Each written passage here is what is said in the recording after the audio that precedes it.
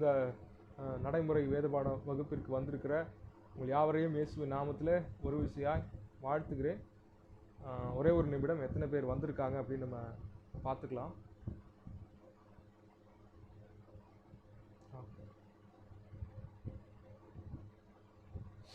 சரி, இந்த நாளில் நம்ம கற்றுக்கொள்ளக்கூடிய மிக முக்கியமான காரியம் யாக்கோபு 4ஆம் அதிகாரம் 17வது வசனம். நான் வாசிக்கிறேன். ஆதலால் ஒருவன் நன்மை செய்ய அறிந்தவனாயிருந்தும் அதை செய்யாமற் போனால் அது அவனுக்கு பாவமாக இருக்கும்.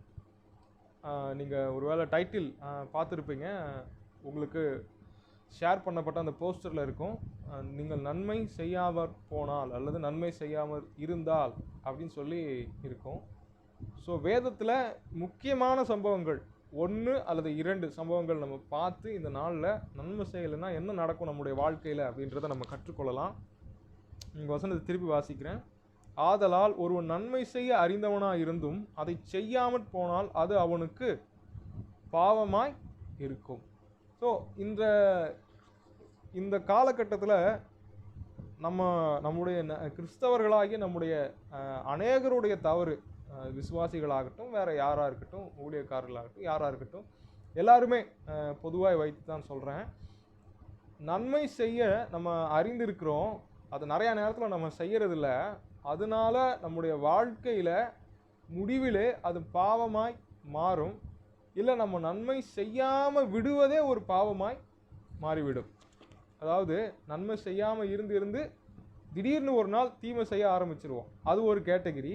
இல்லைன்னா நம்ம நன்மை செய்யாமல் போகிறதே ஏதோ ஒரு மிகப்பெரிய பாவம் செய்தது போல நம்முடைய வாழ்க்கையில் நம்முடைய ஆத்மாவை அது கொட்டிக்கிட்டே இருக்கும், அது வேதனைப்படுத்திக்கிட்டே இருக்கும், தேளை போல் கொட்டி கொட்டி கொட்டி நம்முடைய மனசில் வந்து ஒரு குற்ற மனசாட்சியை கொடுத்து தேவனிடத்தில் நெருங்க விடாமல் நம்முடைய வாழ்க்கையை வீணாக்கும் பாழாக்குவதாக இருக்கிறது. ஸோ இன்றைக்கி கிறிஸ்தவர்களாகிய நம்முடைய மிகப்பெரிய தவறே என்னன்னு கேட்டிங்கன்னா, நன்மை செய்யணும்னு நமக்கு தெரியும், அதை செய்ய மாட்டோம்.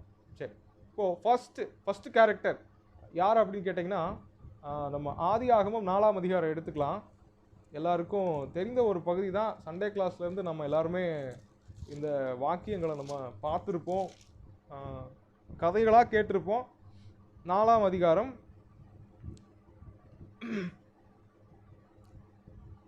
சரி 1வது வசனத்திலிருந்து 7வது வசனம் வரைக்கும் நான் படிக்கிறேன். இந்த கதை எல்லாருக்குமே தெரியும். காயின் ஆபேல் 2 பசங்க, ஒருத்த காணிக்கை செலுத்துகிறான், ஆண்டவர் ஏற்றுக்கிட்டாரு, இன்னொருத்த காணிக்கை செலுத்தலாம், ஏற்றுக்கல.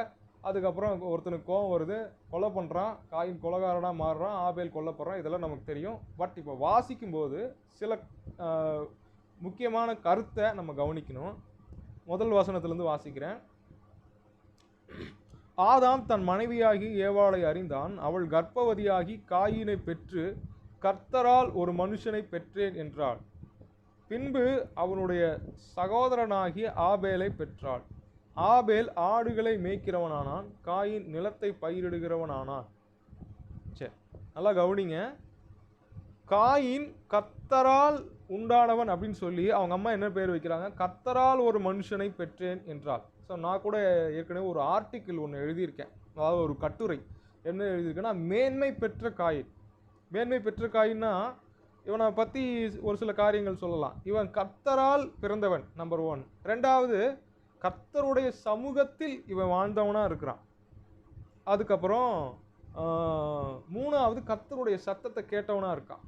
முதல்ல கர்த்தரால் பிறந்தவனாக இருக்கிறான், கர்த்தருடைய சமூகத்தில் வாழ்ந்தவனாக இருக்கிறான். அடுத்தது கர்த்தருடைய சத்தத்தை கேட்டவனாக இருக்கான். இவன் மேன்மை பெற்ற காயின் தான். ஆனால் இவனுடைய வாழ்க்கையில் காணப்பட்ட தவறு என்ன அப்படின்றத நம்ம இப்போ பார்க்க போகிறோம். 2வது வசனம் பாருங்கள். முதல்ல காயின் பிறந்துட்டா. 2வது வசனம், பின்பு அவனுடைய சகோதரனாகி ஆபேலை பெற்றாள். ஸோ காயினுக்கு அப்புறம் ஆபேல் பிறக்கிறான். ஆபேல் ஆடுகளை மேய்க்கிறவன் ஆனான், காயின் நிலத்தை பயிரிடுகிறவன் ஆனான். சரி, 2 பேருக்கும் 2 விதமான தொழில் இருக்குது. அடுத்தது 4வது வசனத்து வாங்க. ஆபேலும் தன் மந்தையின் தலையீற்றுகளிலும் அவைகளில் கொடுமையானவைகளிலும் சிலவற்றை கொண்டு வந்தான். ஆபேலையும் அவன் காணிக்கையும் கர்த்தர் அங்கீகரித்தார். 5வது வசனம், காயினையும் அவன் காணிக்கையும் அவர் அங்கீகரிக்கவில்லை. அப்பொழுது காயினுக்கு மிகவும் எரிச்சல் உண்டாகி அவன் முகநாடி வேறுபட்டது. ஓகே, நல்லா கவனிங்க. காயின் நிலத்தின் கனிகள் சிலவற்றை கொண்டு வர்றான். ஆபேல் என்ன பண்றான் அப்படின்னு கேட்டீங்கன்னா, மந்தையின் தலையீற்றுகளை கொண்டு வர்றான். அதாவது மந்தையிலேயே கொழுத்த ஆடுகள், நல்ல ஆடுகள், சிறப்பானவைகளை தேர்ந்தெடுத்து கொண்டு வர்றான். ஓகே, 6வது வசனத்தை நம்ம வாசிக்கலாம். அதுக்கு முன்னாடி பாருங்க, கர்த்தர் ஆபேலையும் அங்கீகரித்தார், அவன் காணிக்கையும் அங்கீகரித்தார். ஆனால் காயினையும் அவன் காணிக்கையும் ஆண்டவர் அங்கீகரிக்கவே இல்லை. அது ஏன் அப்படின்ட்டு வர்ற வசனங்களை நம்ம பார்க்க போறோம். ஏன் ஆண்டவர் இவங்க 2 பேர்த்துல ஒருத்தன் காணிக்கையை மட்டும் ஏத்துக்கிட்டாரு, இன்னொருத்தன் காணிக்கையை ஏன் ஏத்துக்கல? கவனிக்கலாம். 6வது வசனம், அப்பொழுது கர்த்தர் காயினை நோக்கி, உனக்கு ஏன் எரிச்சல் உண்டாயிற்று, உன் முகநாடி ஏன் வேறுபட்டது? ஏப்பா உன் மூஞ்சி ஏன் மாறிடுச்சு அப்படின்னு சொல்லி ஆண்டவர் கேட்குறாரு. கேட்டுட்டு அதுக்கப்புறம் முக்கியமான ஒரு க்ளூ கொடுக்குறாரு. அதை நல்லா கவனிச்சோம்னா நமக்கு தெரியும். நீ நன்மை செய்தால் மேன்மை இல்லையோ, நீ நன்மை செய்யாதிருந்தால் பாவம் வாசற்படியில் படுத்திருக்கும், அவன் ஆசை உன்னை பற்றி இருக்கும். அவன் ஆசை அப்படின்னு நீங்க சொல்றது, பாவத்தை ஆண்டவர் ஒரு உயிரை போல காட்டுறார், ஒரு ஜீவன் உள்ள ஒரு வஸ்துவை போல இங்க காட்டுறார். பாவம் என்னை கொன்றது, பாவம் என்னை வஞ்சித்ததுன்னு ரோமர் 7ஆம் அதிகாரத்துல எல்லாம் பவுல் சொல்லுவார். ஸோ பாவத்தை ஒரு உயிருள்ள வஸ்துவாக தான், பாவ சுபாவம் அப்படின்னு சொல்லி ரோமர் 7ஆம் அதிகாரம் ஃபுல்லாக பவுல் பேசுகிறாரு. இங்கே தேவன் காயின்கிட்டையும் அதே தான் சொல்கிறாரு. நீ நன்மை செய்யலைன்னா பாவம் வாசப்படியில் படுத்துக்கிட்டு இருக்கும், அதன் ஆசை, பாவத்தின் ஆசை உன்னை பற்றி இருக்கும். ஆனால் வசனம் சொல்லுது, நீ அவனை ஆண்டு கொள்ளுவா என்றார். வேற ஒரு மொழிபெயர்ப்பில் என்ன இருக்குன்னா, you must rule over him.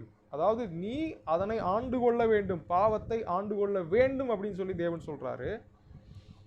ஆனால் அது காயினுக்கு புரியவே இல்லை. ஸோ இங்கே நல்லா பாருங்க. இப்போ அவன் சண்டே கிளாஸில் என்ன சொல்லி கொடுப்பாங்கன்னா, அவன் சொத்த காய்கறியை எடுத்துகிட்டு வந்து பலி செலுத்தினா, இவன் நல்ல கொடுமையான ஆட்டுக்குட்டிகளை கொண்டு வந்து பலி செலுத்தினா அப்படின்லாம் சொல்லுவாங்க. இப்போ அதெல்லாம் இப்போது சொத்தையை செலுத்தினானா, இவன் ரத்தத்தை செலுத்தினானா, அதெல்லாம் கிடையாது. நல்லா நீங்கள் கவனிச்சிங்கன்னா தெரியும். காயின் கடமைக்காக செஞ்சான், செய்யறத கடமைக்காக செஞ்சான். அதாவது ரத்த பலி தான் செலுத்தணுமான்னு கேட்டிங்கன்னா, ரத்த பலி செலுத்த வேண்டியதில்லை. 50வது சங்கீதத்தில் ஆண்டவர் சொல்கிறாரு, திரளான ஆடு மாடுகள், மலையில் இருக்கிற ஆடுகள் எல்லாம், மாடுகள் எல்லாம் என்னோடது, நான் அப்போ ரத்த பலியை நான் கேட்குறேனா, நான் ரத்தத்தை வந்து பானை பலியாக நான் குடிப்பேனா, அதில் நான் திருப்தி ஆகணான்னு கேட்குறாரு. அப்போ ஆண்டவர் ரத்த பிரியர் கிடையாது. ஸோ ஆண்டவர் வந்து ரத்த பலியை எதிர்பார்க்கல. ஒரு மிருகத்தை சாகடித்து நான் ரத்தம் குடிக்கிற தெய்வம் அப்படின்ட்டு அவர் வந்து எங்கேயுமே தன்னை வெளிப்படுத்தலை. அப்போது நல்லா கவனிங்க, ஆண்டவர் என்ன எதிர்பார்த்தார்னா, நீ செய்கிறத உருப்படியாக செய்கிறையா, நன்மை செய்கிறையா அப்படின்னா. நன்மை செய்கிறீன்னா என்னன்னா, நம்ம செய்ய வேண்டியதை நம்ம சரியாக செய்கிறோமா என்று தேவன் நம்மிடத்தில் இங்கே எதிர்பார்க்கக்கூடியவராக இருக்கிறார். ஸோ உங்களுக்கு வாய்ஸ் கிளியராக கேட்குதுங்களா?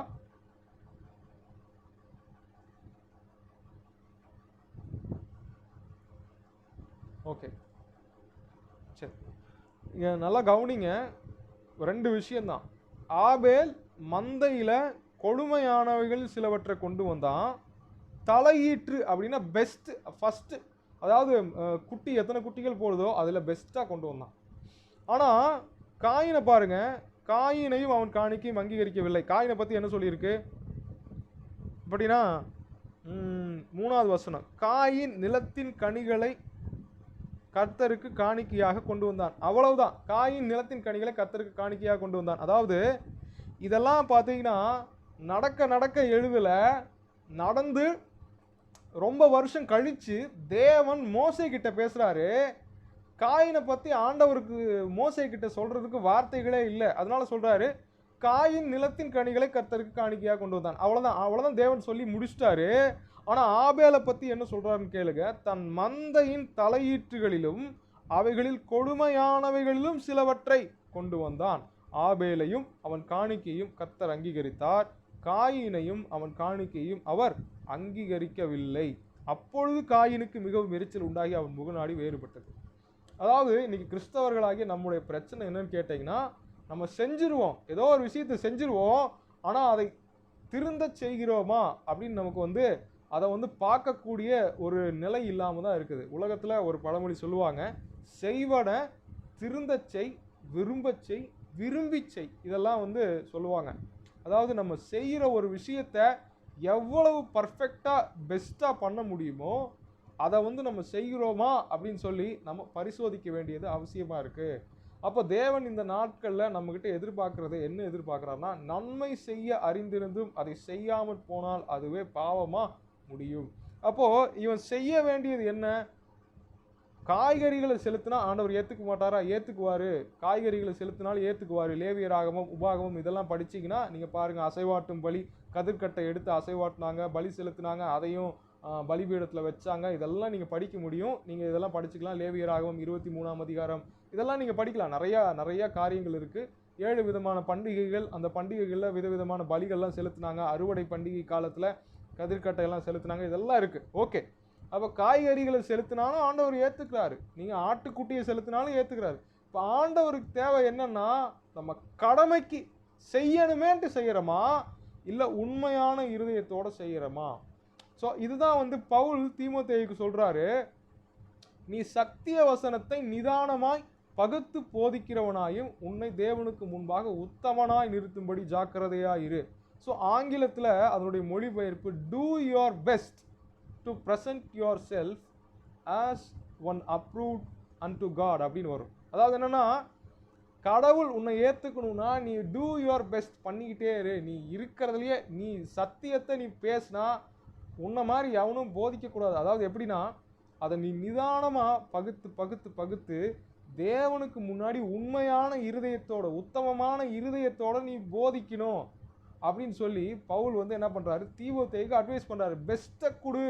நீ சும்மா ஏதோ நீ ஊழியக்காரன் அப்படின்ட்டு நீ ஊழியம் செய்யாத. நீ ஏதோ பாஸ்டர் ஆகிட்டோம் அப்படின்னு சொல்லிட்டு நீ பிரசங்கம் பண்ணாத. நீ பேசுனா உன்னை யாருமே குறை கண்டுபிடிக்காத அளவுக்கு உத்தமமாக நீ பேசணும். ஸோ இன்றைக்கி கிறிஸ்தவர்களாகிய நம்ம வாழ்க்கையில் எதை செஞ்சாலுமே பெஸ்ட்டாக செய்கிறோமா, சரியானது செய்கிறோமா, சரியான நேரத்தில் செய்யணுமா, சரியான இடத்துல செய்கிறோமா, இது மூணுமே நம்ம கவனிக்க வேண்டியது. நம்ம சரியானது செய்யணும், சரியான நேரத்தில் செய்யணும், சரியான இடத்துல செய்யணும். இன்னொரு பாஸ்டர் கற்றுக் கொடுத்த இன்னொரு விஷயம் என்னென்னு கேட்டிங்கன்னா, சரியானதை தொடர்ந்து செய்யணும். 4வது பாயிண்ட். 5வது பாயிண்ட், சரியானது இறுதி வரைக்கும் செய்யணும். ஃபஸ்ட்டு நம்ம சரியானது செய்யணும், சரியான நேரத்தில் செய்யணும், சரியான இடத்துல செய்யணும், சரியானது தொடர்ந்து செய்யணும், சரியானதை கடைசி வரைக்கும் செய்யணும். ஸோ இது நம்ம செய்கிறோமா அப்படின்னு சொல்லி கிறிஸ்தவங்க பார்க்குறதே இல்லை. ஒன்றா சரியானது செய்ய மாட்டோம், இல்லைன்னா சரியானது செஞ்சாலும் நேரத்தில் செய்ய மாட்டோம், சரியானது செஞ்சாலும் சரியான இடத்துல செய்ய மாட்டோம், இல்லைனா கடைசி வரைக்கும் செய்ய மாட்டோம், தொடர்ந்து செய்ய மாட்டோம். இதெல்லாம் தான் நம்முடைய குறைகள். இதை எல்லாத்தையுமே இந்த 5 ஸ்டெப்ஸையும் நம்ம பக்காவாக பண்ணும்போது தேவன் அதற்குரிய வெகுமதிகளை நமக்கு தருகிறவராக இருக்கிறார். பல நேரம் கிறிஸ்தவர்கள் பாவத்தில் இருப்பதற்கான காரணம் நன்மை செய்வதில்லை. பாருங்கள், இவன் நன்மை செய்யாமல் போனதுனால இவனுடைய வாழ்க்கை எப்படி மாறிச்சு. 8வது வசனம் பாருங்கள். காயின் தன் சகோதரனாகிய ஆபேலோடு பேசினான். பேசும்போது 2 பேருக்கு வாக்குவாதம் வந்திருக்கலாம். அடுத்தது, அவர்கள் வயல்வெளியில் இருக்கும் சமயத்தில் காயின் தன் சகோதரனாகிய ஆபேலுக்கு விரோதமாக எழும்பி அவனை கொலை செய்தான். அப்போ நல்லா கவனிங்க, இவன் சகோதரனை கொலை செய்கிறதுக்கு காரணம் இவனுடைய இருதயத்தின் வாசற்படியில் படுத்து கொண்டிருந்த பாவம் இவனுடைய ஆத்மாவை, இவனுடைய இருதயத்தை வென்றது. அதனால இவன் கொலைகாரனாய் மாறினான். இவன் கொன்று விட்டான். பாவம் இவனை வென்று விட்டது. இவன் தன் சகோதரனை கொன்று விட்டான். ஸோ நம்முடைய வாழ்க்கையில் பல நேரங்களில் பாவத்தில் முடிகிறதுக்கு காரணம், அல்லது பல நேரங்களில் பல பயங்கரமான துக்கம், பயங்கரமான வேதனைகள், சொல்ல முடியாத தவிப்புகளில் நம்முடைய வாழ்க்கை முடிகிறதுக்கு காரணம் என்னன்னு கேட்டிங்கன்னா, நம்ம நன்மை செய்கிறதில்ல, அது செய்ய வேண்டிய நேரத்தில் செய்ய வேண்டிய இடத்துல செய்கிறதில்ல, தொடர்ந்து செய்கிறதில்ல, அதை கடைசி வரைக்கும் நம்ம செய்கிறதில்ல. ஸோ இன்றைக்கி நம்மளை பார்த்து ஆண்டவர் கேட்குறாரு, நீ நன்மை செய்தால் மேன்மை இல்லையோ, நன்மை செய்யாதிருந்தால் பாவம் உன் வாசற்படியில் படுத்து கொண்டு இருக்கும் அப்படின்னு தான் தேவன் நம்மளை பார்த்தும் என்ன பண்ணுறாரு சொல்கிறார். ஸோ நம்முடைய ஆத்மாவை பரிசோதிக்க வேண்டிய மிக முக்கியமான காரியம் இது. நம்ம நிறையா ஆவிக்குரிய காரியங்கள், பெரிய பெரிய காரியங்கள் பேசுவோம். கிறிஸ்தவங்க என்ன பண்ணுவாங்கன்னா, மணிக்கணக்காக பைபிள் படிப்பாங்க. பைபிள் படிக்கணும், அது கடவுளுடைய வார்த்தை, அதை நான் ஒத்துக்கிறேன். அடுத்தது மணிக்கணக்காக ஜெபிப்பாங்க. ஜெபமும் அவசியமானது. ஆனால் இது 2ஐயும் பண்ணிட்டு வாழ்க்கையில் செயல்படாமல் விட்டுருவாங்க. அப்போ ஆண்டவர் எதை எதிர்பார்க்குறாரு அப்படின்னு கேட்டிங்கன்னா, கீழ்ப்படிதலை தான் எதிர்பார்க்குறேன். இந்த 2மே ஆவிக்குரிய என்ன சொல்றதுன்னா பயிற்சிகள், ஆவிக்குரிய ஒழுக்கங்கள். வேதத்தை தியானிப்பதோ ஜெபத்தில் நேரத்தை செலவிடுவதோ ஆவிக்குரிய ஒழுக்கம். அதுவே ஆவிக்குரிய வாழ்க்கை அல்ல. ஆவிக்குரிய பயிற்சி, அதுவே ஆவிக்குரிய வாழ்க்கை அல்ல. ட்ரைனிங் வேற, ரியல் யுத்தம், ரியல் வார், ரியல் பேட்டில் அப்படிங்கிறது வேற. ட்ரைனிங்கையே நம்ம வந்து பேட்டில் மாதிரி நம்ம நினச்சிக்க முடியாது. ட்ரைனிங்கில் சில டிசிப்ளின் இருக்கும். அந்த சில டிசிப்ளின்ஸ் எல்லாமே பேட்டில் கிடையாது. பேட்டிலுக்கு கொடுக்குற ஸ்பெசிஃபிக்கான ட்ரைனிங் என்ன அப்படின்னா, நம்ம ஒழுக்கத்தில் நன்மை செய்வதில் நம்ம பயிற்சி பெறணும். நம்ம வேதத்தை வாசிக்கவும் ஜெபிக்கவும் பயிற்சி பெற்றிருக்கிறோம். ஆனால் நன்மை செய்வதில் கிறிஸ்தவர்களாகி நம்ம பயிற்சி செய்யாமல் விட்டு விட்டு விட்டு தேவனுடைய கோபத்தை நிறைய நேரத்தில் பெற்றுக்கொள்கிறோம். அதாவது பாருங்க, மல்கியா நினைக்கிறேன், மல்கியா இல்லாட்டி செப்பனியால ஆண்டவர் ஒரு வார்த்தை கேட்குறாரு இஸ்ரேல் மக்களை பார்த்து, மனுஷனே நன்மை என்ன அப்படின்னு அவர் உனக்கு அறிவிச்சிருக்கிறாரு. நீ உன் தேவனுக்கு முன்னாடி மனத்தாழ்மையாக இருப்பதும் நீ நன்மை செய்வதுமே இல்லாமல் வேற எதை உனக்கு ஆண்டவர் கேட்குறாரு? நீ நல்லது செய்யி, தேவனுக்கு முன்னாடி மனத்தாழ்மையாக இரு, நீ நீதியை தேடு, நியாயத்தை தேடு. இப்படி தான் ஆண்டவர் சொல்கிறாரு. அதாவது என்ன சொல்ல வர்றாருன்னு, ஆண்டவர் ஏற்கனவே நல்லது கெட்டது எதுன்னு உங்களுக்கு தெரியும், அதை ஏன் செய்ய மாட்டேங்கிறீங்க அப்படின்னு தான் ஆண்டவர் வந்து என்ன பண்ணுறாரு, கேட்குறாரு. சரி, இப்போது நன்மை செய்யாமல் போனதுனால தன்னுடைய வாழ்க்கையில் மிகப்பெரிய பாதிப்பை அடைந்த ஒரு ராஜாவை பற்றி பார்க்க போகிறோம். நமக்கு தெரிஞ்ச ராஜா தான். 2 சாமுவேல் 11ஆம் அதிகாரம். ஸோ யாருன்னு ஒருவேளை நீங்கள் கெஸ் பண்ணியிருக்கலாம். அது வேறு யாரும் இல்லை, தாவீது தான். நீங்கள் நல்லா பார்க்கலாம். 2 சாமுவேல் 11ஆம் அதிகாரத்திலேருந்து தாவீதுடைய வீழ்ச்சியை நம்ம பார்க்கலாம். சரிங்களா? வாசிக்கிறேன். 1வது வசனம். 2 சாமுவேல் 11 1வது வசனம். மறு வருஷம் ராஜாக்கள் யுத்தத்திற்கு புறப்படும் காலம் வந்தபோது, நல்லா கவனிங்க அந்த வார்த்தையை, ராஜாக்கள் யுத்தத்திற்கு புறப்படும் காலம் வந்தபோது, அதாவது அவங்க யுத்தம் செய்ய வேண்டிய அந்த டைம், அந்த பீரியட் வந்தப்போ தாவீது யோவாபையும் அவனோட கூட தன் சேவகரையும் இஸ்ரவேல் அனைத்தையும் அம்மோன் புத்திரரையும் அழிக்கவும் ரப்பாவை முற்றுகை போடவும் அனுப்பினான். தாவீதோ எருசலேமில் இருந்து விட்டான். ஸோ இந்த நல்லா நீங்கள் கவனிக்கணும். ஒரு வசனத்தை ஆவியானவர் சொன்னார்னா சும்மா அவர் சொல்லலை, சும்மா அவர் எழுதி வைக்கல. ஆவியானவர் எதை உணர்த்தினாலும் எதை எழுதி வச்சாலும் அதுக்கு ஒரு அர்த்தம் உண்டு. சரிங்களா? பைபிள் காலேஜில் படிக்கும்போது ஒன்று சொல்லி கொடுப்பாங்க. அது என்னன்னா, வேத வாக்கியம் தேவனுடைய ஆவியினால் ஒரு மனுஷனுடைய உள்ளத்தில் தூண்டி எழுதப்பட்டது.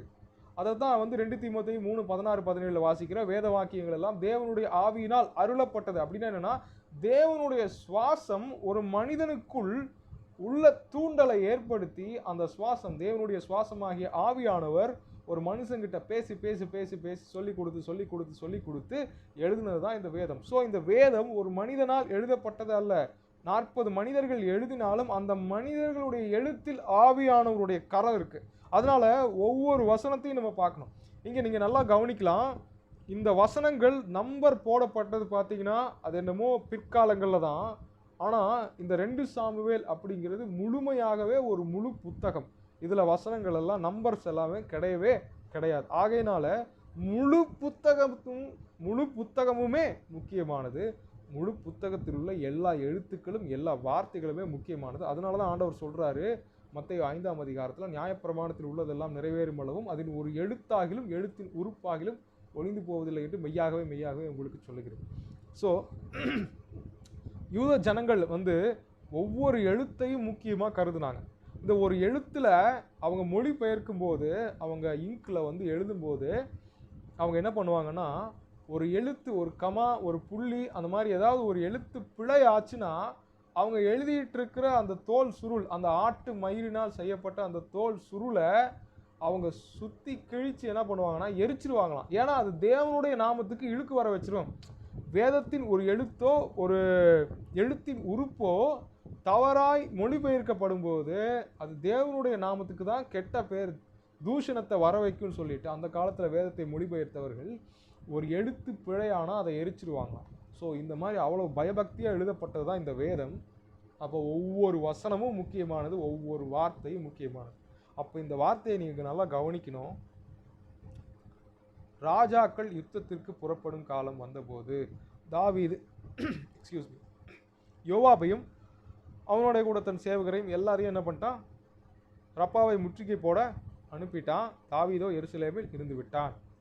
அப்படி இருந்துட்டு இருக்கிற நாட்களில், ஒரே நாளில் இல்லை, அதே நாளில் இல்லை, அப்படி இருந்துட்டு இருக்கிற நாட்களில் தாவீது ரிலாக்ஸ் பண்ணிக்கிட்டு இருக்கிற நாட்களில், அந்த நாட்களில் அப்படிதான் நம்ம எடுத்துக்கணும். ஏன் அப்படின்னா அடுத்த வசனத்தை பாருங்க. ஒரு நாள் சாயங்காலத்தில், அன்று சாயங்காலம் போடல, அவன் இருந்த அந்த நாள் சாயங்காலம் அப்படின்லாம் போடல, அவர் கொஞ்ச நாள் இருந்துட்டு இருக்கிறாரு.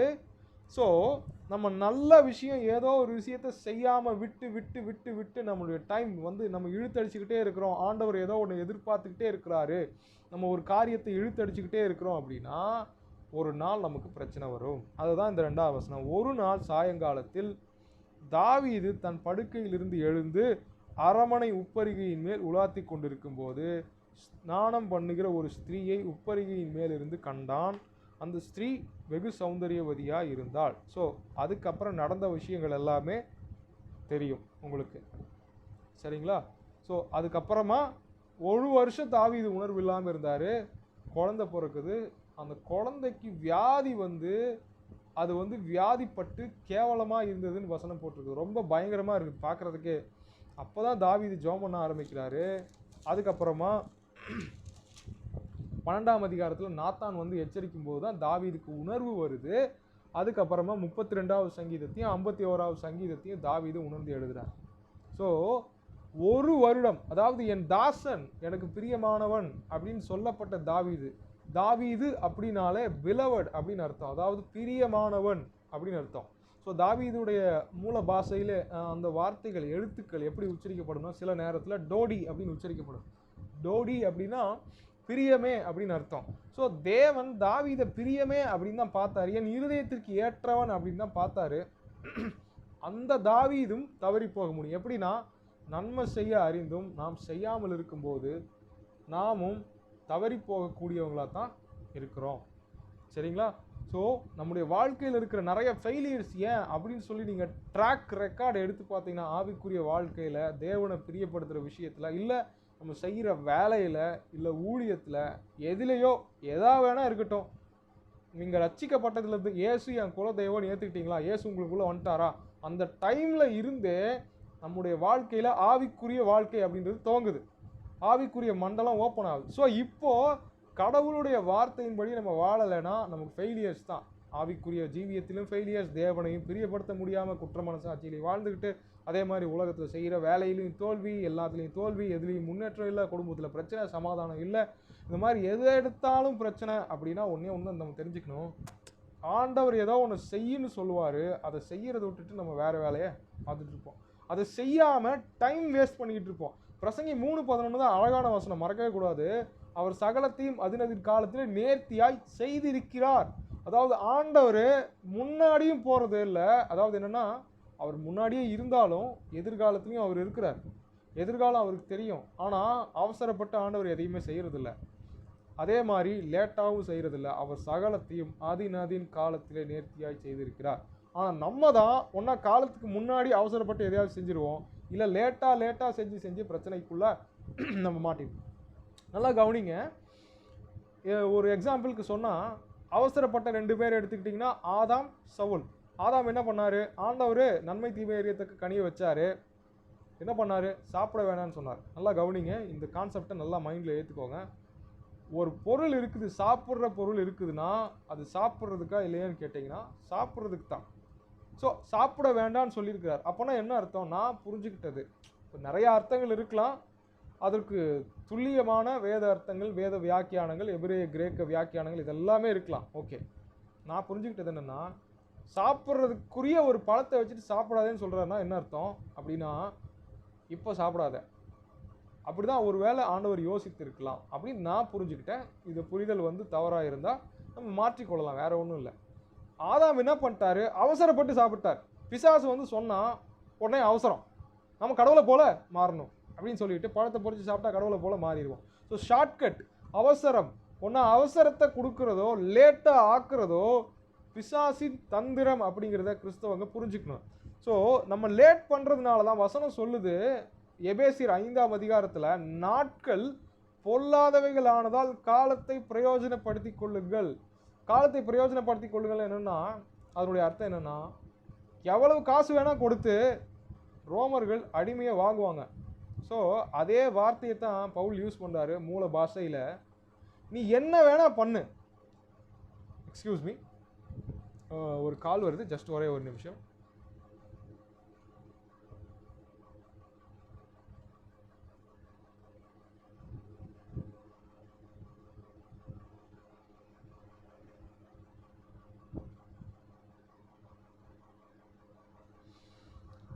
ஸோ பவுல் சொல்கிற விஷயம் அதுதான்.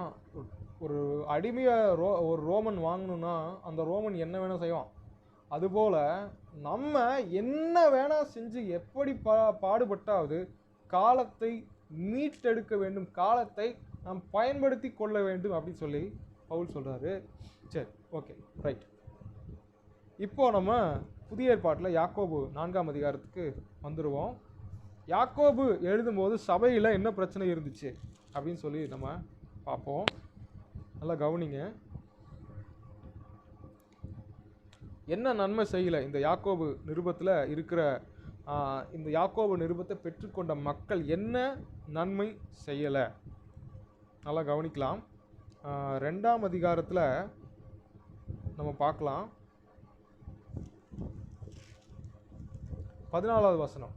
என் சகோதரரே, ஒருவன் தனக்கு விசுவாசம் உண்டு என்று சொல்லி கிரியைகள் இல்லாதவனானால் அவனுக்கு பிரயோஜனம் என்ன? அந்த விசுவாசம் அவனை ரட்சிக்குமா? என்ன சொல்றாரு? விசுவாசம், கிரியை. சில பேர் விசுவாசம் இருக்குன்னு சொல்றாங்க, செயலில் காட்ட மாட்டேங்கிறாங்க. என்ன காட்ட மாட்டேங்கிறாங்கன்னு கீழே 15ஆவது வசனத்துலேருந்து பாருங்க.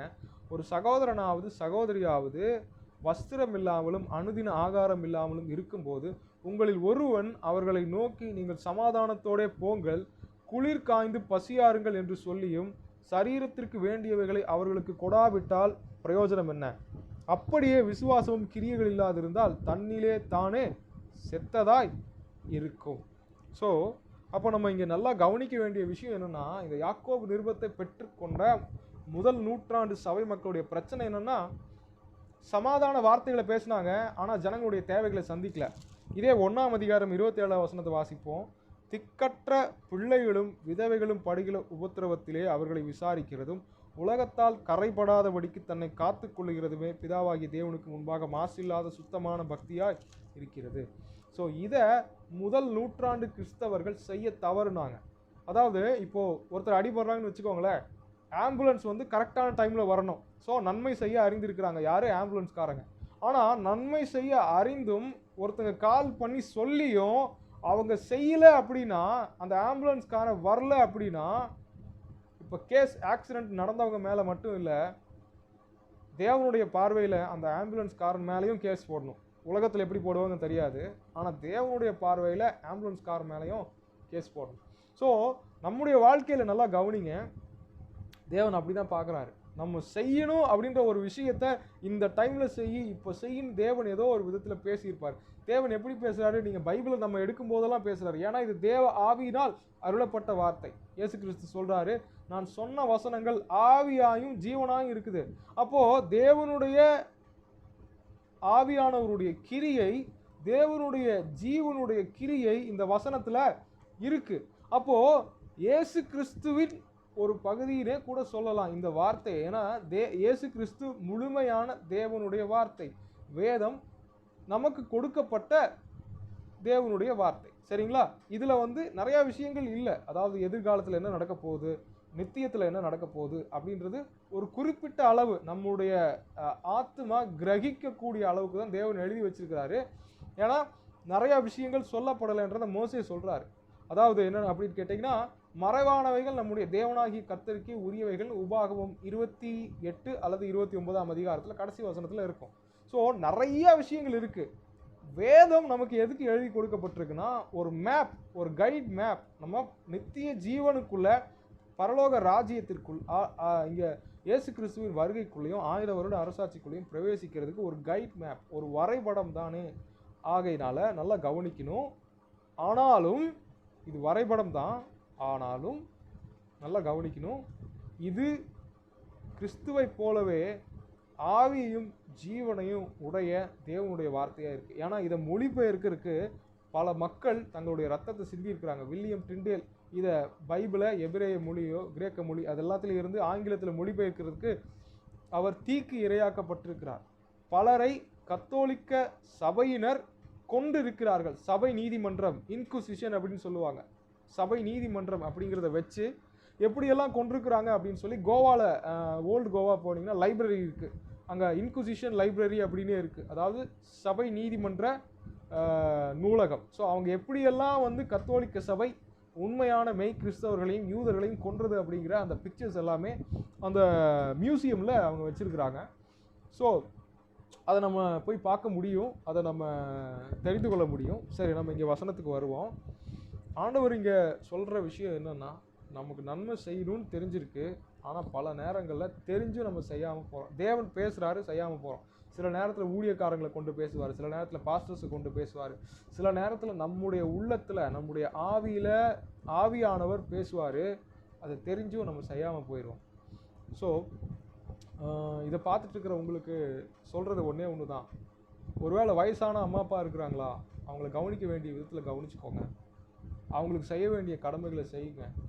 அவங்க மரித்ததுக்கப்புறம் நீங்கள் அவங்களுடைய பாடைக்கு முன்னாடி நின்று அழுதுட்டு இருக்கிறதுனால ஒரு பிரயோஜனமே கிடையாது. உயிரோடு அவங்க இப்போ இருக்கும்போதே நீங்கள் அழுதுட்டிங்கன்னா, இப்போவே நீங்கள் அவங்களுக்கு சேவை செஞ்சிட்டிங்கன்னா, அதை விட மிகப்பெரிய ஒரு நன்மை உங்களுக்கு வேறு எதுவுமே கிடையாது. ஏன்னா தகப்பனையும் தாயையும் கனம் பண்ணுவாயாகன்றத வாக்குத்தத்தம் உள்ள முதலாவது கற்பனை. அதனால நம்முடைய ஆயுசு நாட்களை தேவன் பெருக பண்ணுகிறார், பூரணப்படுத்துகிறார். ஸோ நம்ம நல்லா புரிஞ்சுக்கணும், நம்முடைய வாழ்நாள் செழிக்கணும் அப்படின்னா, நாம் நல்லா இருக்கணும் பூமியில் அப்படின்னா, அம்மா அப்பா வயசானவங்களா அவங்களுக்கு செய்ய வேண்டிய கடமையை செய்யுங்க.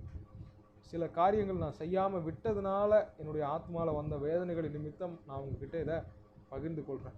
அவங்க எப்படி இருந்தாலும், அவங்க நல்லவங்களோ கெட்டவங்களோ யாரோ என்னவோ, அவங்க சரீரத்திலிருந்து தான் நம்ம சரீரம் வந்திருக்கு. நம்ம அவங்களுக்குள்ளேருந்து தான் வெளியில் வந்திருக்கிறோம். அவங்களுக்கு செய்ய வேண்டிய கடமையை நம்ம செய்யலைன்னா வாழ்நாளெல்லாம் நம்முடைய ஆத்மாவில் அது ஒரு காயமாகவே நின்றுக்கிட்டே இருக்கும். அதே மாதிரி சபையில் யாராவது கஷ்டப்படுறாங்களா, அவங்களுக்கு தெரிஞ்சவங்க அக்கம் பக்கத்தில் இருக்கிறவங்க, இல்லை புற மதத்தினர் யாராவது கஷ்டப்படுறாங்களா, அவங்க நண்பர்களாக இருக்கலாம், தெரிஞ்சவங்களாக இருக்கலாம், டெய்லி பார்க்குறவங்களா இருக்கலாம், இல்லை அவங்க எதிரியாக கூட இருக்கலாம். ஆண்டவர் சொல்கிறார், எதிரியோட கழுத குடியில் இருந்தால் கூட தூக்கி விட்டுட்டு போ அப்படின்னு சொல்கிறாரு. ஸோ நன்மை செய்யணும்னு தெரிஞ்சிருக்குது, அது தெரிஞ்சும் செய்யாமல் போனோம்னா அதை தேவன் பாவமாய் நம்முடைய வாழ்க்கையில் கருதுகிறார். தாவீதை போல பலர் பாவ வாழ்க்கையில் முடிக்கக்கூடியவர்களாக இருக்கிறாங்க. காயினை போல பலர் பாவ வாழ்க்கையில் முடிக்கக்கூடியவங்களா இருக்கிறாங்க. ஸோ இங்கே நல்ல சமாரியன் ஊமையில் கூட பார்க்கலாம். ஒரு ஆசாரியன் வர்றான், கடந்து போகிறான், லேவியன் வர்றான், கடந்து போகிறான். ஆனால் யூதனுக்கு எதிரியாகிய சமாரியன் அவனை விட்டுட்டு போகக்கூடாது, சரி யாரோ எவனோ அவனை காப்பாற்றுவோம் அப்படின்னு சொல்லி அவனுக்கு எண்ணெய் பூசி காயங்களை ஆற்றி அவனுக்கு வேண்டிய அவன் காயத்து மேலே திராட்சை ரசத்தை வாற்று அவனை கொண்டு போய் என்ன பண்ணுறாங்க, அந்த சத்திரத்தில் விட்டுட்டு, தேவைப்பட்டால் இந்த காசை யூஸ் பண்ணிக்கோ, நான் தேவைப்பட்டால் திரும்பி வந்து தரேன் அப்படின்னு சொல்லிட்டு போகிறாரு. அப்போ ஆண்டவர் சொல்கிறாரு, யார் இவனுக்கு பிறனாக இருந்தான், அப்போது அவனுக்கு நன்மை செய்தவனே அப்படின்ட்டு அந்த கதையை கேட்டுட்டு இருந்த ஒரு மனுஷன் சொல்கிறான். அப்போ நல்லா புரிஞ்சுக்கணும், நம்ம நன்மை செய்ய அறிந்தும் செய்யாமல் போனால், அது சத்துருக்களாக இருக்கட்டும், நண்பர்களாக இருக்கட்டும், குடும்பமாக இருக்கட்டும், செய்யணும்னு தெரிஞ்ச ஒரு விஷயத்த சரியான நேரத்தில், சரியான விதத்தில், சரியான இடத்துல நம்ம செய்யாமல் போனால் அது நமக்கு பாவமாய் முடியும். சரி, இந்த விஷயங்கள் எல்லாமே உங்களுக்கு புரிந்திருக்கும் அப்படின்னு நான் நம்புகிறேன். இந்த வார்த்தைகளின்படி தேவன் நம்முடைய வாழ்க்கையில் நன்மை செய்கிற இருதயத்தை தருவாராக. நாம் எல்லாருமே தேவனுடைய கரத்தில் ஒப்பு கொடுத்து நம்ம ஜெபிக்கலாம். ஆண்டவரே, நன்மை செய்யக்கூடிய அந்த கிருபையை தாங்க அப்படின்னு சொல்லி நம்ம ஜெபிக்கலாம். நீங்கள் யாராவது மியூட் போட்டுக்கணுன்னா மியூட் போட்டுக்கோங்க, ஏன்னா உங்களுடைய நாய்ஸ் வந்துட்டுருக்கு. ஸோ இது ரெக்கார்டிங் வந்து அப்லோட் பண்ணப்படும். ஸோ அதுக்காக மியூட் போட்டுக்கோங்க. நம்ம ஜெபிக்கலாம். ஜெபித்து முடித்துட்டு நம்ம டிஸ்கஸ் பண்ணணும் அப்படின்னா நம்ம டிஸ்கஸ் பண்ணலாம். ஸ்தோத்திரிக்கிறோம். ஆண்டவரே, அப்பா நன்றி செலுத்துகிறோம். கிருபை நிறைந்த எங்கள் நல்ல ஆண்டவரே, நல்ல இயேசுவே, அப்பா இந்த வேலையில் உங்களுடைய சமூகத்தில் எங்களை ஒப்பு கொடுக்கிறோம். அப்பா நன்மை செய்ய அறிந்திருந்தும் பல நேரத்தில் நாங்கள் செய்கிறதில்ல ஆண்டவரே. அப்பா பல கைதிகள் புலம்பி இருக்கிறாங்க, ஐயோ சுவிசேஷம் ஏற்கனவே வந்திருந்தா நான் கொலை பண்ணியிருக்க மாட்டேனே, நான் இந்த ஜெயிலில் இருந்திருக்க மாட்டேனேன்னு எத்தனையோ கைதிகள் புலம்பியிருக்காங்க. அப்பா மரண படுக்கையில் இருக்கிறவங்க சில பேர் தற்கொலை முயற்சியை நாடினவங்க, ஐயோ எனக்கு முன்னாடியே சுவிசேஷம் அறிவிச்சிருந்தா நான் தற்கொலை பண்ணியிருக்க மாட்டேனே, இந்த தவறான முடிவு எடுத்திருக்க மாட்டேனே. இந்த மாதிரி எத்தனையோ பேர் ஆண்டவரே வாழ்க்கையில தவறான முடிவுகள், கொலைகள், மரணங்கள், அப்பா மரண படுக்கைகள், ஆண்டவரே வாழ்க்கையில ஆண்டவரே பலவிதமான தோல்விகள், பாவ வாழ்க்கைகள், பலவிதமான சாபங்கள்ல தங்களுடைய வாழ்க்கையை முடிச்சுட்டு இருக்காங்க. நாங்க அப்படி இராதபடிக்கு அப்பா நன்மை செய்கிற அந்த அறிவு, அப்பா ஆண்டவரே உரிய காலத்துல சரியானது செய்யணுன்ற அந்த தேவ ஞானம், அந்த ஆவிக்குரிய ஞானத்தை, விவேகத்தை எங்களுக்கு தாங்கப்பா. உங்களுடைய கரத்தில் ஒப்பு கொடுக்கிறோம் ஆண்டவரே. பரிசுத்த ஆவியானவரே, இதை பார்த்து கொண்டிருக்கிற ஒவ்வொருவரும் காலத்தை பிரயோஜனப்படுத்தி கொண்டு ஆண்டவரே பிரசங்கி 3:11 படியே அவர் சகலத்தையும் அதின் காலத்தில் நேர்த்தியாய் செய்திருக்கிறார் என்று சொன்ன அந்த வார்த்தையின்படி நாங்க தேவன் எப்படியோ தேவனுடைய பிள்ளைகள் அப்படியே இருக்க கிருபை செய்யுங்கப்பா. நீங்க எப்படியோ அப்படியே உங்க சாயல் அப்படின்னா உங்களை போல நாங்களும் நேரத்தை சரியாய் உபயோகப்படுத்துகிறவர்களாய் மாற வேண்டும் அப்பா. அந்த கிருபையை ஆவியானவரை இப்பொழுது பார்த்து கொண்டிருக்கிற ஒவ்வொருவருக்கும் அப்பா நீங்க செயல்படுத்த உதவுங்கப்பா, செயல்படுத்த உதவுங்க. ஆவியானவருடைய உதவி அப்பா ரோமர் 8:26 படி பலவீனங்களை உதவி செய்யுங்கப்பா. நாங்க எப்படி கிருபையை செயல்படுத்தணுங்கிற அந்த உதவி எங்களுக்கு உண்டாகட்டும். வழிநடத்துக்கு ஆளுகை செய்யுங்கப்பா. ஒவ்வொருவரையும் உங்களுடைய கருத்தில் ஒப்பு கொடுத்து ஜெபிக்கிறோம். தேவ ஞானம் அப்பா நாட்களை சரியாய் பயன்படுத்த எங்களுக்கு கற்றுக் கொடுக்கட்டும். இயேசுவின் நாமத்தில் ஜெபிக்கிறோம் நல்ல பிதாவே. ஆமென், ஆமென், ஆமென். என் ஆத்துமாவே கர்த்தரை ஸ்தோத்திரி, என் முழு உள்ளமே அவருடைய பரிசுத்த நாமத்தை ஸ்தோத்திரி. என் ஆத்துமாவே கர்த்தரை ஸ்தோத்திரி, அவர் செய்த சகல உபகாரங்களையும் மறவாதே. Amen, amen, amen. God bless you. தேவன் தாமே உங்களை ஆசீர்வதிப்பாராக. தொடர்ந்து நீங்கள் இணைந்திருங்கள். நம்ம வாரம் வியாழக்கிழமை பைபிள் ஸ்டடி நடக்கும். நீங்கள் நடைமுறையில் நம்ம என்ன செய்கிறது அப்படின்னு கற்றுக்கொள்ளலாம். இது ஒரு பைபிள் காலேஜ் மாதிரி இருக்காது. பட் ப்ராக்டிக்கலாக தேவன் என்னென்ன காரியங்கள் கற்றுக் கொடுக்கிறாரோ அதை நாம் கற்றுக்கொள்வோம். தேங்க்யூ. God bless you.